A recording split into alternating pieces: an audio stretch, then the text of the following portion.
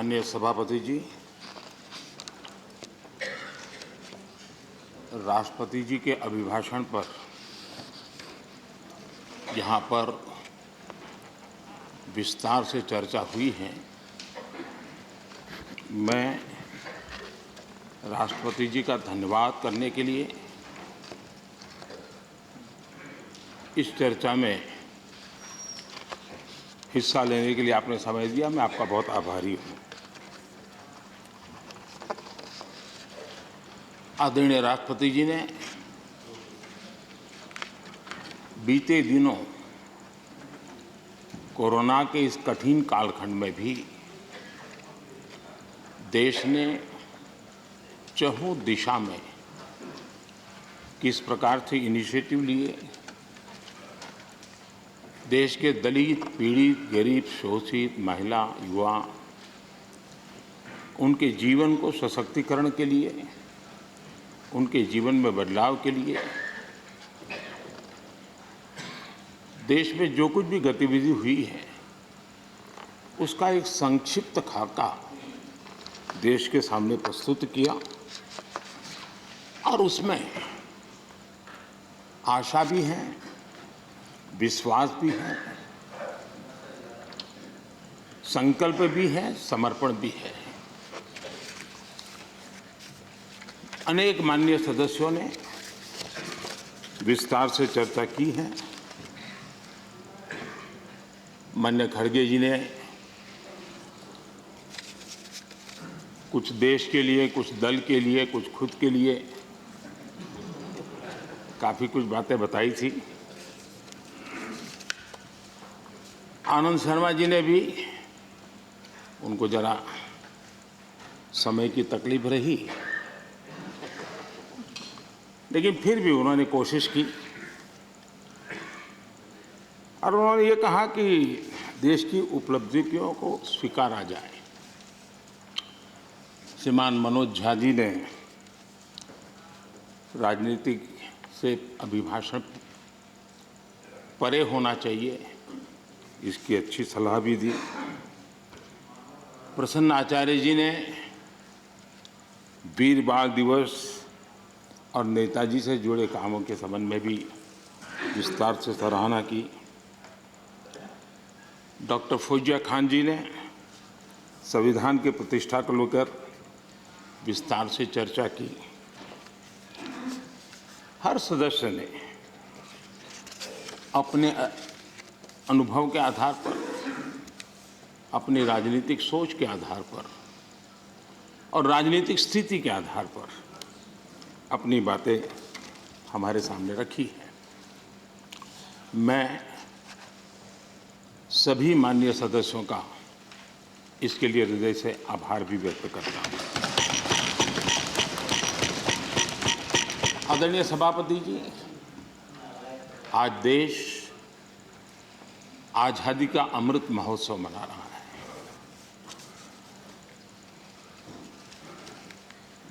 पचहत्तर साल का आज़ादी के कालखंड में देश को दिशा देने का, देश को गति देने का अनेक स्तर पर प्रयास हुए हैं और उन सब का लेखा जोखा लेकर के जो अच्छा है उसे आगे बढ़ाना, जो कमियां हैं उसको करेक्ट करना और जहां नए इनिशिएटिव लेने की आवश्यकता है वो नए इनिशिएटिव लेना। और देश जब आज़ादी के 100 साल मनाएगा तब हमें देश को कहां ले जाना है, कैसे ले जाना है, किन किन योजनाओं के सहारे हम ले जा सकते हैं, इसके लिए ये बहुत ही महत्वपूर्ण समय है। और हम सभी राजनीतिक नेताओं ने, राजनीतिक क्षेत्र के कार्यकर्ताओं ने अपना ध्यान पर भी और देश का ध्यान भी आने वाले 25 साल के लिए देश को कैसे आगे ले जाना, इसके लिए केंद्रित करना चाहिए।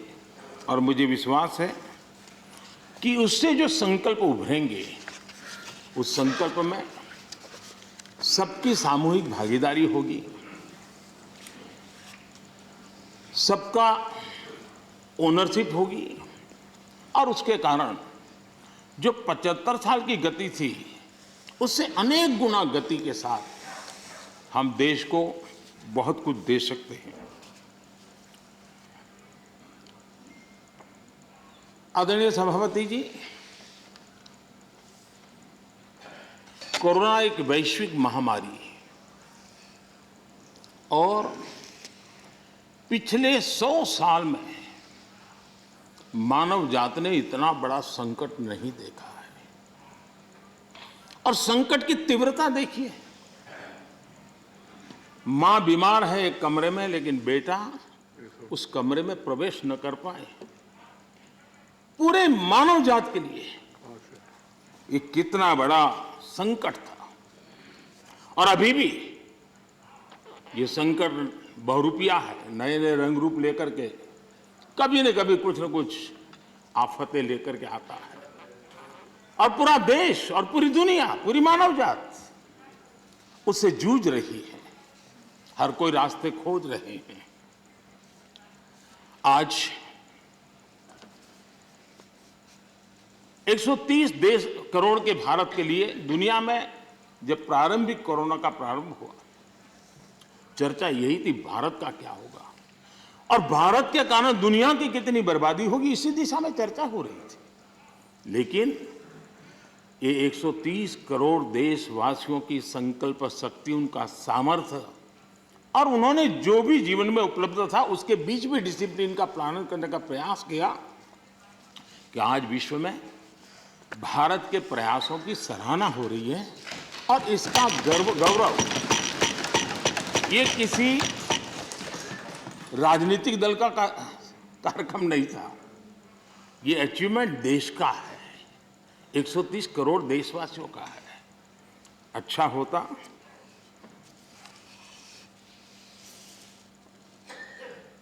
इसका यश लेने की भी कोशिश करते आप लोग, तो आपके खाते में कुछ जमा होता। लेकिन अब ये भी सिखाना पड़े। खैर, वैक्सीनेशन के संबंध में अभी प्रश्नकाल में हमारे आदरणीय मंत्री जी ने विस्तार से बात तो बताई है कि जिस प्रकार से भारत वैक्सीनेशन बनाने में, इनोवेशन में, रिसर्च में और उसके इम्प्लीमेंटेशन में आज भी दुनिया में वैक्सीन के खिलाफ बहुत बड़े आंदोलन चल रहे हैं। लेकिन वैक्सीन से मेरा लाभ हो या न लाभ हो, लेकिन कम से कम वैक्सीन लगाऊंगा तो मेरे कारण किसी और का नुकसान नहीं होगा। इस एक भावना ने 130 करोड़ देशवासियों को वैक्सीन लेने के लिए प्रेरित किया। ये भारत का मूलभूत चिंतन का प्रतिबिंब है जो विश्व के लोगों के सामने रखना हर हिंदुस्तानी का कर्तव्य है। सिर्फ खुद की रक्षा करने का विषय होता तो लूं या न लूं विवाद होता, लेकिन जब उसके मन में विचार आया कि मेरे कारण किसी को कष्ट न हो, अगर इसके लिए मुझे भी डोज लेना है तो मैं ले लूं, और उसने ले लिया। ये भारत के मन की, भारत के मानव मन की, भारत की मानवता की हम गौरवपूर्ण रूप से दुनिया के सामने कह सकते हैं। आज 100% डोज के लक्ष्य की ओर हम तेज गति से आगे बढ़ रहे हैं। मैं सम्मानित सदस्य, इस सभी आदरणीय सदस्यों से, इनके सामने हमारे फ्रंटलाइन वर्कर, हमारे हेल्थ केयर वर्कर्स, हमारे वैज्ञानिक, इन्होंने जो काम किया है उसकी सराहना करने से भारत की प्रतिभा तो खिलेगी खिलेगी, लेकिन इस प्रकार से जीवन खपाने वाले लोगों का भी हौसला बुलंद होगा। और इसलिए सदन बड़े गौरव के साथ उनका अभिनंदन करता है, उनका धन्यवाद करता है। आदरणीय सभापति जी, इस कोरोना काल में 80 करोड़ से भी अधिक देशवासियों को इतने लंबे कालखंड के लिए मुफ्त राशन की व्यवस्था, उनका घर का चूल्हा कभी न जले, ऐसी स्थिति पैदा न हो, ये काम भारत ने करके दुनिया के सामने एक उदाहरण प्रस्तुत किया। इसी कोरोना काल में जबकि अनेक कठिनाइयां थी, बंधन थे, उसके बावजूद भी प्रगति में रुकावटों की बार ऑब्स्टेकल के बीच भी लाखों परिवारों को, गरीबों को पक्का घर देने के अपने वादे की दिशा में हम लगातार चलते रहे और आज गरीब का भी घर खर्चा लाखों में होता है। जितने करोड़ों परिवारों को एक घर मिला है ना, हर गरीब परिवार आज लखपति कहा जा सकता है। आदरणीय सभापति जी, इसी कोरोना काल में 5 करोड़ ग्रामीण परिवारों को नल से जल पहुंचाने का काम करके एक नया रिकॉर्ड प्रस्थापित किया। इसी कोरोना काल में जब पहला लॉकडाउन आया तब भी बहुत समझदारी के साथ कईयों से चर्चा करने के बाद थोड़ा साहस की भी जरूरत थी कि गांव में किसानों को लॉकडाउन से मुक्त रखा जाए। निर्णय बड़ा महत्वपूर्ण था, लेकिन किया और उसका परिणाम ये आया कि हमारे किसानों ने कोरोना के इस कालखंड में भी बम्पर पैदावार की और एमएसपी ने भी रिकॉर्ड खरीदी करके नए विक्रम प्रस्थापित किए। इसी कोरोना काल में इंफ्रास्ट्रक्चर से जुड़े हुए कई प्रोजेक्ट्स पूरे किए गए, क्योंकि हम जानते हैं कि ऐसे संकट के काल में इंफ्रास्ट्रक्चर पर जो इन्वेस्टमेंट होता है वो रोजगार के अवसरों को सुनिश्चित करता है और इसलिए हमने उस पर भी बल दिया ताकि रोजगार भी मिलता रहे और सारे प्रोजेक्ट्स हम पूरे भी कर पाए। कठिनाइयां थी लेकिन उसको कर पाए। इसी कोरोना काल में चाहे जम्मू कश्मीर हो चाहे नॉर्थ ईस्ट हो, हर कालखंड में विस्तार से इसका विकास की यात्रा को आगे बढ़ाया गया और उसको हमने चलाया है। इसी कोरोना कालखंड में हमारे देश के युवाओं ने खेल जगत के हर क्षेत्र में हिंदुस्तान का तिरंगा, हमारा परचम लहराने में बहुत बड़ा काम किया, देश को गौरव दिया। आज पूरा देश, हमारे युवाओं ने खेल जगत में जिस प्रकार से प्रदर्शन किया है और कोरोना के इन सारे बंधनों के बीच उन्होंने अपनी तपस्या को कम नहीं होने दिया, अपनी साधना को कम होने नहीं दिया और देश को गौरव बढ़ाया है। आदरणीय सभापति जी, इसी कोरोना काल में आज जब हमारा देश का युवा स्टार्टअप यानी भारत का युवा एक पहचान बन गई है, एक सिनोनिमस हो गया है। आज हमारे देश के युवा स्टार्टअप के कारण स्टार्टअप की दुनिया में टॉप 3 में हिंदुस्तान को जगह दिला पाई है।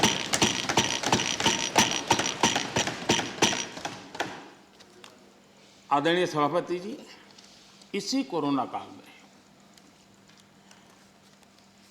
चाहे COP26 का मामला हो, चाहे G20 समूह का क्षेत्र हो या चाहे समाज जीवन के अंदर अनेक विषयों में काम करना हो, चाहे दुनिया के 150 देशों को दवाई पहुंचाने की बात हो, भारत ने एक लीडरशिप रोल लिया है।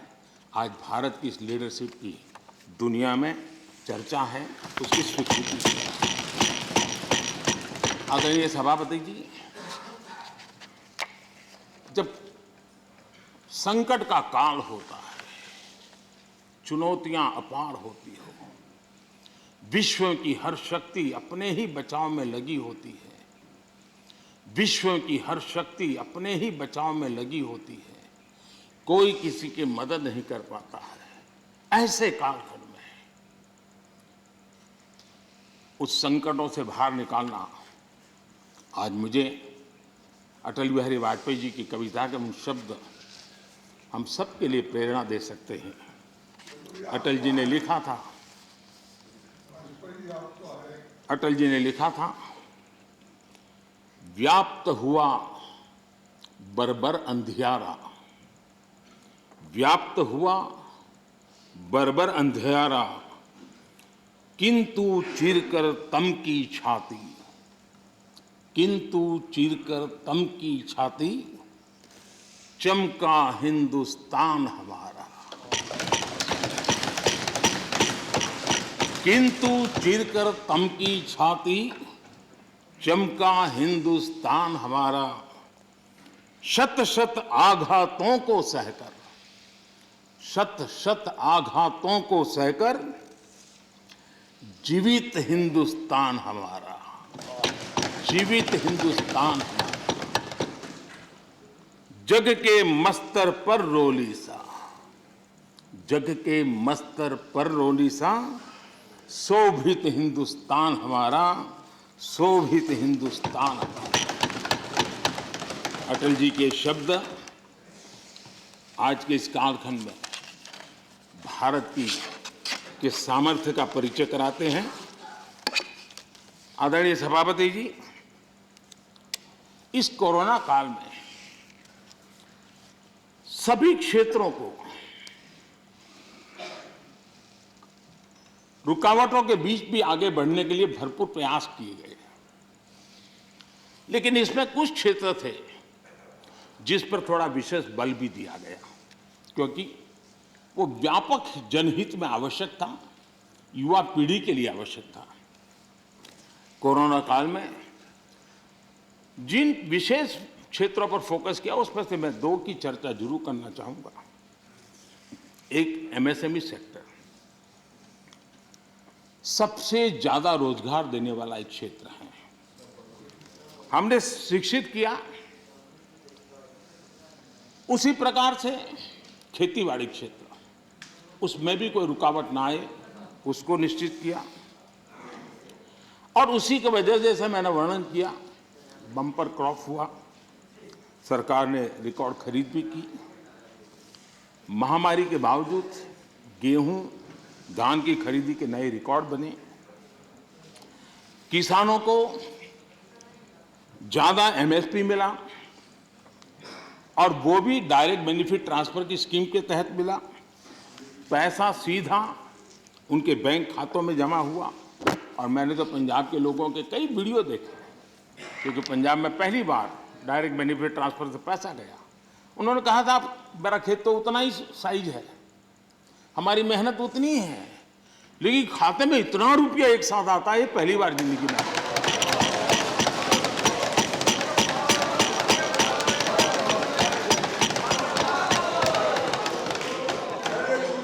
इससे संकट के समय किसानों के पास कैश की सुविधा रही। ऐसे कदमों से ही इतने बड़े सेक्टर को शॉक्स और डिसरप्शन से हम बचा पाए। इसी प्रकार से एमएसएमई सेक्टर, ये उन सेक्टरों में था जिसको आत्मनिर्भर भारत पैकेज का सबसे अधिक लाभ मिला। अलग अलग मंत्रालयों ने जो पीएलआई स्कीम लॉन्च की, उससे मैन्युफैक्चरिंग को बल मिला। भारत अब लीडिंग मोबाइल मैन्युफैक्चरर बन गया है, और एक्सपोर्ट में भी उसका योगदान बढ़ रहा है। ऑटोमोबाइल और बैटरी, इस क्षेत्र में भी पीएलआई स्कीम उत्साहजनक परिणाम दे रही है। जब इतने बड़े स्तर पर मैन्युफैक्चरिंग, और वो भी ज्यादातर एमएसएमई सेक्टर के द्वारा होता है, तो स्वाभाविक है दुनिया के देशों से ऑर्डर भी मिलते हैं, ज्यादा अवसर भी मिलते हैं।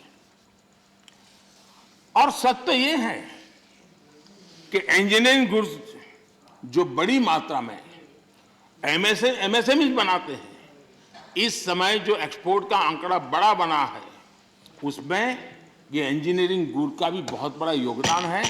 ये भारत के लोगों के कौशल्य का और भारत के एमएसएमई की ताकत को प्रदर्शित करता है। हमारी डिफेंस मैन्युफैक्चरिंग इंडस्ट्री को हम देखें, यूपी और तमिलनाडु में डिफेंस कॉरिडोर बना रहे हैं, एमओयू जो हो रहे हैं, जिस प्रकार से लोग इस क्षेत्र में आ रहे हैं, एमएसएमई क्षेत्र के लोग आ रहे हैं डिफेंस के सेक्टर में, ये अपने आप में उत्साहवर्धक है कि देश के लोगों में सामर्थ्य है और देश को डिफेंस के क्षेत्र में आत्मनिर्भर बनाने के लिए हमारे एमएसएमई क्षेत्र के लोग बहुत साहस जुटा रहे हैं, आगे आ रहे हैं। आदरणीय सभापति जी, एमएसएमई को जेम, उसके माध्यम से सरकार में जो सामान की खरीदी होती है, उसका एक बहुत बड़ा माध्यम बनाया है और वो प्लेटफॉर्म के कारण आज बहुत सुविधा बनी है। उसी प्रकार से हमने एक बड़ा महत्वपूर्ण निर्णय किया है। वो निर्णय ये है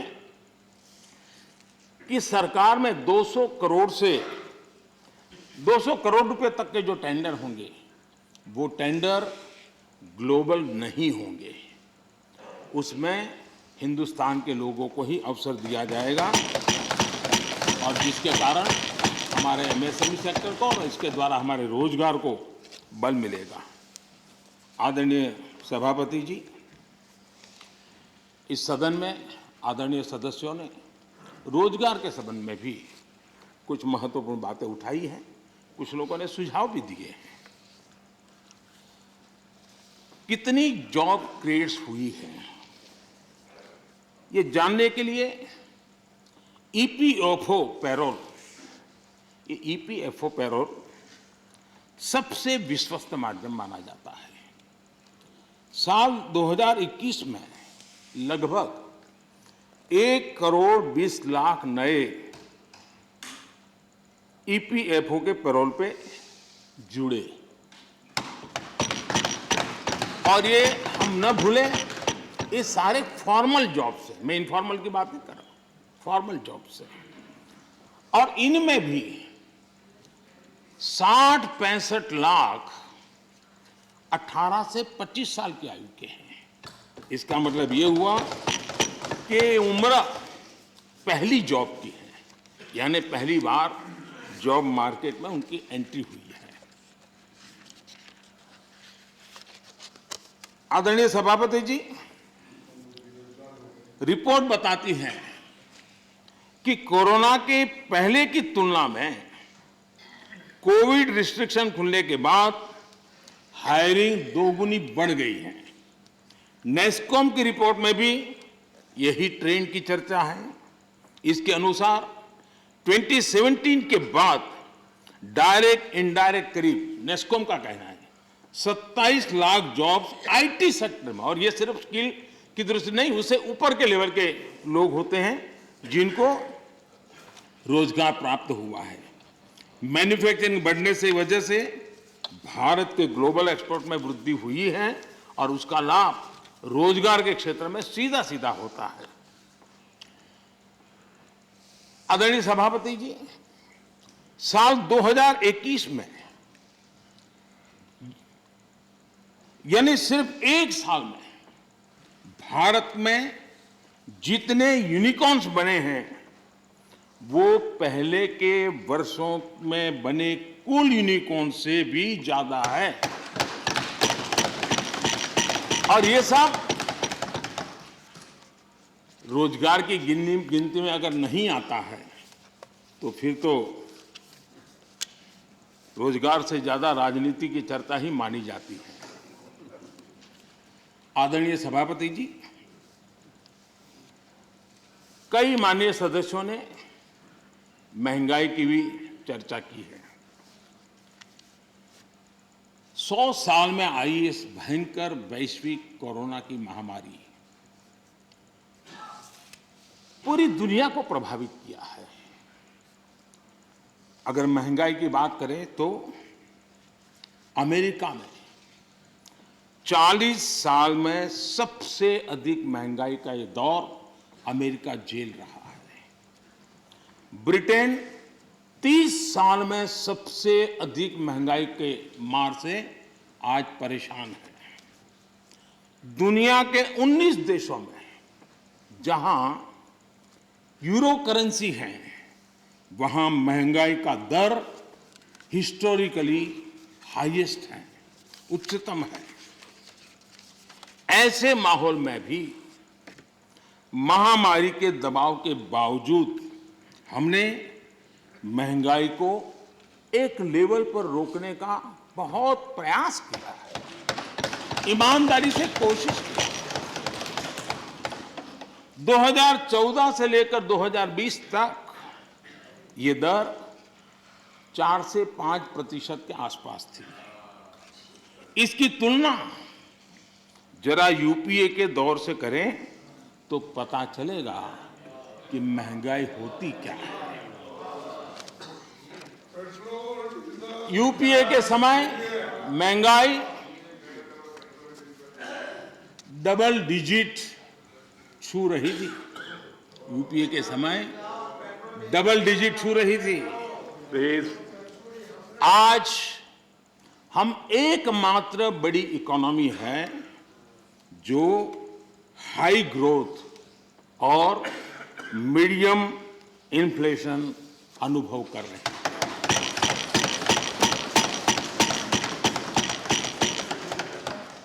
बाकी दुनिया की इकोनॉमी को देखें तो वहां की अर्थव्यवस्थाओं में या तो ग्रोथ स्लो हुई है या फिर महंगाई दशकों के रिकॉर्ड तोड़ रही है। आदरणीय सभापति जी, इस सदन में कुछ साथियों ने भारत की निराशाजनक तस्वीर पेश की और पेश करने में आनंद आ रहा था, ऐसा भी लग रहा था। मैं जब इस प्रकार की निराशाएं देखता हूं तो फिर मुझे लगता है कि सार्वजनिक जीवन में उतार चढ़ाव आते रहते हैं, जय पराजय होता रहता है। उससे छाई हुई व्यक्तिगत जीवन की निराशा कम से कम देश पर नहीं थोपनी चाहिए।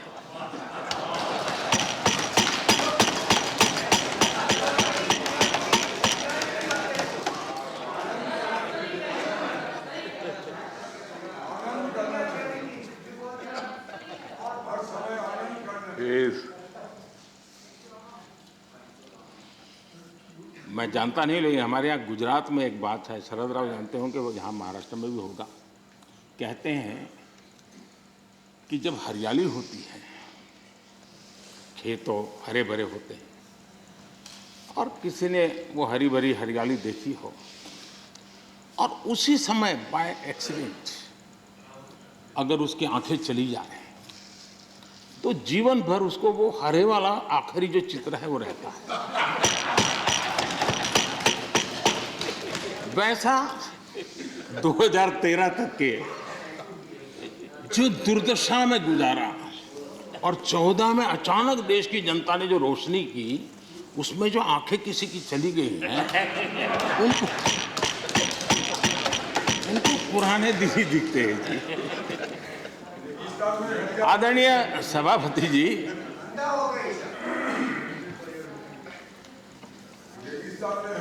हमारे यहाँ शास्त्रों में कहा गया है, महाजनों येन गतः स पंथाः, अर्थात महाजन लोग, बड़े लोग जिस पथ पर जाते हैं वही मार्ग अनुकरणीय होता है। मैं आदरणीय सभापति जी इस सदन में एक बात करना चाहता हूं। यहाँ कोई भी हो, किसी दिशा में बैठा हो, उधर हो, यहाँ हो, कोई भी हो, लेकिन जनप्रतिनिधि अपने आप में छोटा हो बड़ा हो क्षेत्र का लीडर होता है। अपने आप में छोटा हो बड़ा हो क्षेत्र का लीडर होता है, नेतृत्व करता है। वो जो भी उसका कमांड एरिया होगा, वहां के लोग उसको देखते हैं, उसकी बातों को फॉलो करते हैं। और ऐसा सोचना ठीक नहीं है कि हम सत्ता में है तो लीडर, और वहां बैठ गए तो अरे रे क्या हो गया, ऐसा नहीं होता है। कहीं पर भी आप है, अगर जनप्रतिनिधि हैं, आप सच्चे अर्थ में लीडर है। और लीडर अगर इस प्रकार से सोचेगा, ऐसी निराशा से भरा हुआ लीडर होगा, तो क्या होगा भाई? क्या यहां बैठे तभी देश की चिंता करनी और वहां बैठे तो देश के अपने क्षेत्र के लोगों की नहीं करनी? ऐसा होता है क्या? किसी से नहीं सीखते तो शरद राव से सीखो। मैंने देखा है शरद राव इस उम्र में भी अनेक बीमारियों के बीच भी क्षेत्र के लोगों को प्रेरणा देते रहते हैं। हमें निराश होने की जरूरत नहीं भाई। और क्योंकि आप अगर निराश होते हैं तो आपका जो क्षेत्र भले अब धीरे कम हो गया होगा, लेकिन जो भी होगा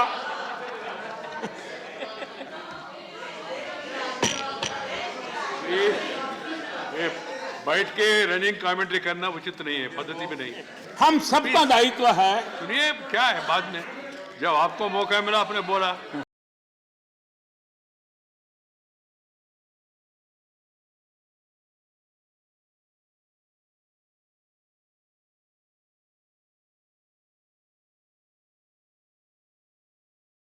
करके जी आपको बुलाया,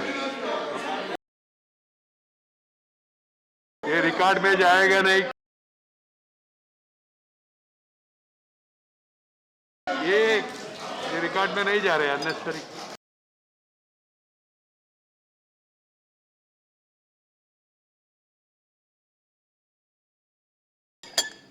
खड़गे जी, आप भी अधीर रंजन जी जैसी गलती करते हैं। आप थोड़ा पीछे देखिए, जयराम जी ने पीछे जाकर के 2-3 लोगों को तैयार किया हुआ है इस काम के लिए। आप इस प्रतिष्ठा से रहिए, पीछे है, रखा है व्यवस्था। जयराम जी खास जाकर के बाहर जाकर के सूचना लेकर के आए, समझा रहे थे। अभी थोड़ी देर में शुरू होने वाला है।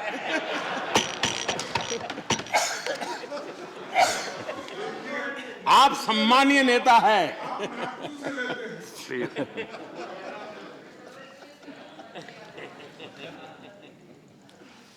आदरणीय सभापति जी,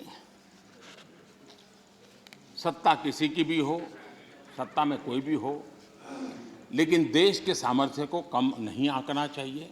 हमने देश के सामर्थ्य का पूरे विश्व के सामने खुले मन से गौरवगान करना चाहिए, देश के लिए बहुत आवश्यक होता है।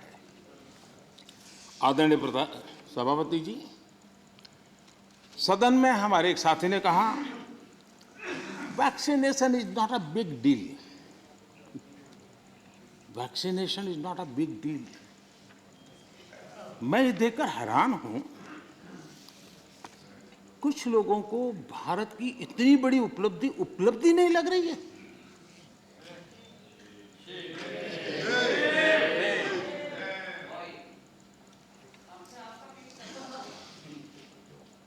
एक साथी ने यह भी कहा कि टीकाकरण पर व्यर्थ खर्च हो रहा है।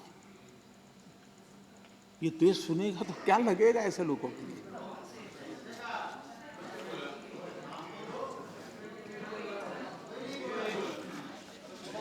आदरणीय सभापति जी, कोरोना जब से मानव जात पर संकट में पैदा कर रहा है, सरकार ने देश और दुनिया में उपलब्ध हर संसाधन जुटाने के लिए भरपूर कोशिश की है।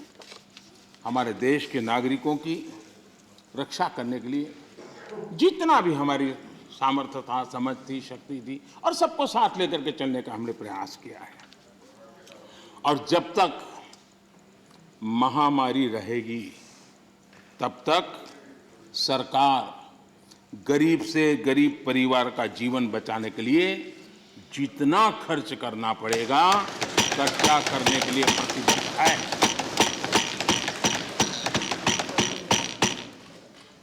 लेकिन कुछ दल के बड़े नेता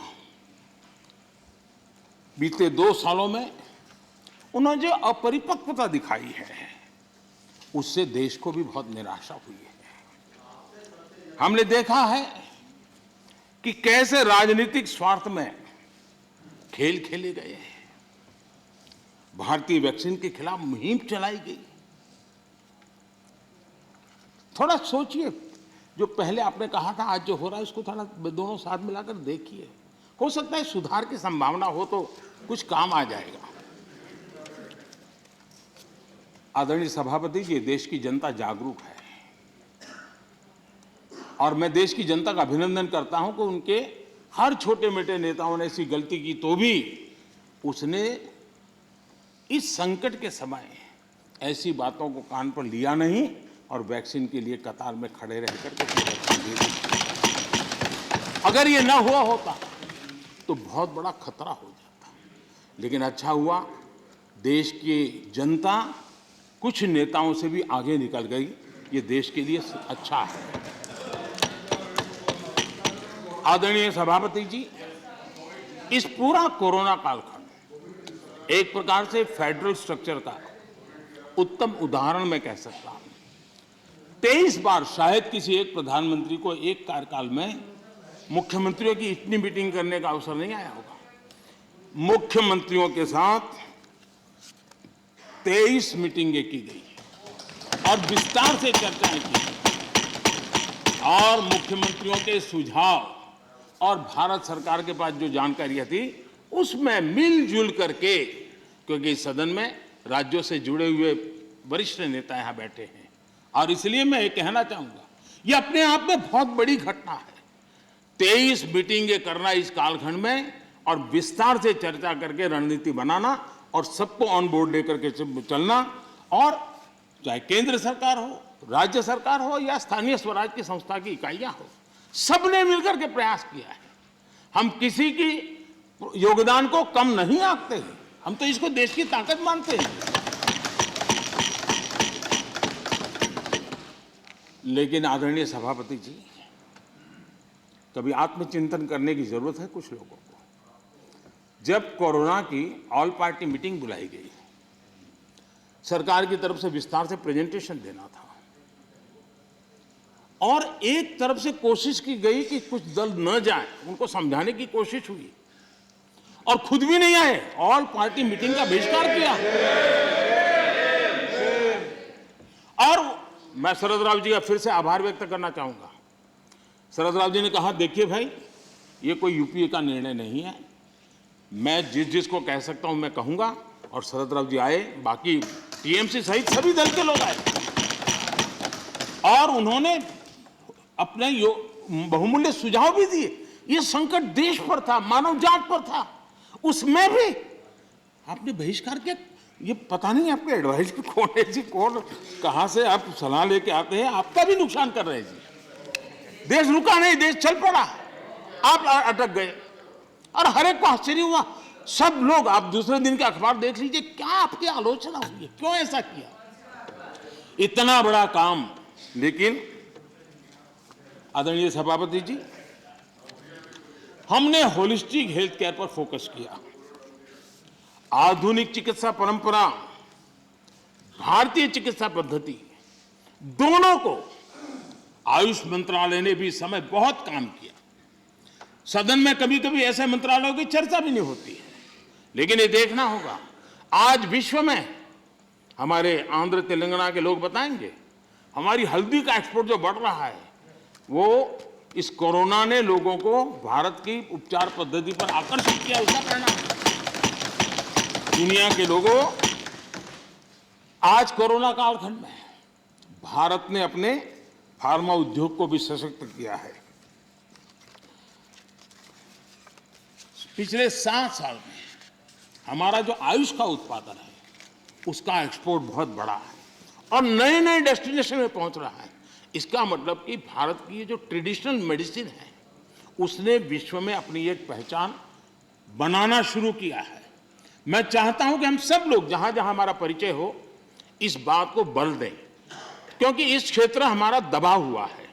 अगर हम थोड़ा उसको और ऐसे समय है कि स्वीकृति बन जाएगी तो हो सकता है कि भारत की जो ट्रेडिशनल मेडिसिन की परंपरा है, ताकत है, वो दुनिया में पहुंचेगी और काम होगा। आदरणीय सभापति जी, आयुष्मान भारत के तहत 80,000 से अधिक हेल्थ एंड वेलनेस सेंटर आज कार्यरत हैं और हर प्रकार की आधुनिक से आधुनिक सेवाओं करने के लिए उनको सजाया जा रहा है। ये सेंटर गांव और घर के पास ही फ्री टेस्ट समेत बेहतर प्राइमरी हेल्थ केयर सुविधा दे रहे हैं। ये सेक्टर कैंसर, डायबिटीज और दूसरी गंभीर बीमारियों को शुरुआत में ही डिटेक्ट करने के में मदद कर रहे हैं। 80,000 सेंटर बने हैं और इसको हम और बढ़ाने की दिशा में तेज गति से काम कर रहे हैं। यानी बहुत महत्वपूर्ण बीमारियों में भी, गंभीर बीमारियों में भी उनको स्थानीय स्तर पर मदद मिलने की संभावना है। आदरणीय सभापति जी, वैसे पुरानी परंपरा ये थी कि बजट के पहले कुछ टैक्स लगा दो ताकि बजट में चर्चा न हो, बजट में दिखे नहीं और उस दिन शेयर मार्केट गिर न जाए। हमने ऐसा नहीं किया, हमने उल्टा किया। हमने बजट के पहले 64,000 करोड़ रुपए पीएम आत्मनिर्भर स्वस्थ भारत योजना के तहत क्रिटिकल हेल्थ इंफ्रास्ट्रक्चर के निर्माण के लिए राज्यों के अंदर बांटे। अगर ये चीज हम बजट में रखते तो और बहुत बड़ा बजट शानदार दिखता। शानदार तो है ही है, और शानदार दिखता, लेकिन हम उस मोह के में रखने के बजाय कोरोना के समय इसकी तत्काल व्यवस्था करने के लिए हमने पहले इसको किया और 64,000 करोड़ रुपए हमने इस काम के लिए दिए। आदरणीय सभापति जी, इस बार खरगे जी बड़ा विशेष बोल रहे थे और कह रहे हैं कि मुझे तो कह रहे हैं कि मैं उस पर बोलूं, इधर उधर ना बोलूं, लेकिन वो क्या बोले हैं उसको भी एक बार चेक कर लिया जाए।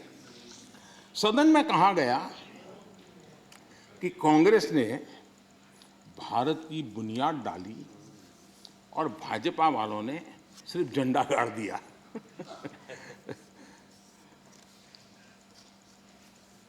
आदरणीय सभापति जी, ये सदन में ऐसे ही हंसी मजाक में कही गई बात नहीं थी। ये उस गंभीर सोच का परिणाम है और वही देश के लिए खतरनाक है। और वो है, कुछ लोग यही मानते हैं कि हिंदुस्तान 1947 में पैदा हुआ और उसी के कारण ये समस्या होती है।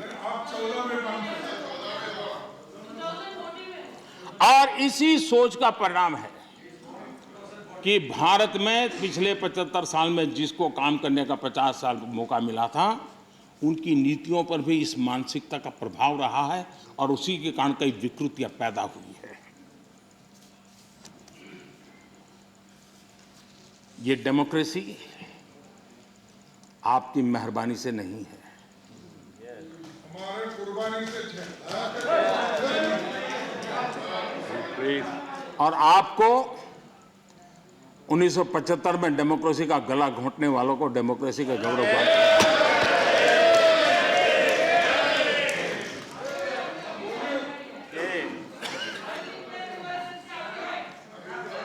आदरणीय सभापति जी, ये 47 में पैदा हुए हैं ना, ऐसी जो सोच वाले लोग हैं, उन्होंने एक बात दुनिया के सामने गाजे बाजे के साथ कहनी चाहिए थी, वो कहने से कतरा गए। हमें गर्व के साथ कहना चाहिए था कि भारत, मदर इंडिया, ये मदर ऑफ डेमोक्रेसी है।